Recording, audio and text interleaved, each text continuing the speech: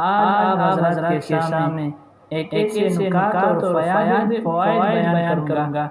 جس کو آپ دل کے آنکھوں سے سماعت کریں گے تو انشاءاللہ العزیز رب العالمین کی عزت کی قسم کھاتا ہوں کہ آپ کبھی بھی گناہ نہیں کرو گے، گناہ چھوڑنے پر آمادہ ہو جائیں گے۔ اور یہ میں نہیں کہتا،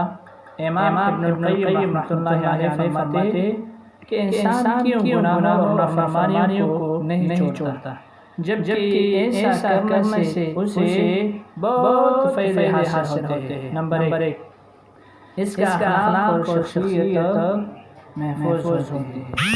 نمبر دو، عزت کی حفاظت ہوتی ہے۔ نمبر تین، مقام و مرتبہ کی حفاظت ہوتی ہے۔ نمبر چار، مال کی حفاظت ہوتی ہے جسے اللہ نے دنیا اور آخرت کے فوائد کے قائم رکھنے کا ذریعہ بنایا۔ نمبر پانچ، مخلوق کی محبت میں ہے، لوگوں میں اس کی بات مانی جاتی ہے، معاشی حالت درست ہوتی ہے، بدن کو راحت ملتی ہے، دل کو قوت ملتی ہے، نفس کو خوشی ملتی ہے، دل نعمت پاتا ہے، سینہ کھلتا ہے، فاسق اور فاجر کے خوف سے امن ملتا ہے، فکر و غم اور دکھ کی قلت ہوتی ہے، ذلت میں پڑنے سے نفس کا بچاؤ ہوتا ہے، دل کے نور کی حفاظت ہوتی ہے کہ نافرمانی کا اندھیرا اسے بجھا دیتا ہے، وہ مشکلات اور مصائب سے نکلنے کا راستہ فاسق و فاجر لوگوں کو تنگ پڑ جاتا ہے، اس شخصیت کو مشکلات سے نکلنے کا راستہ مل جاتا ہے،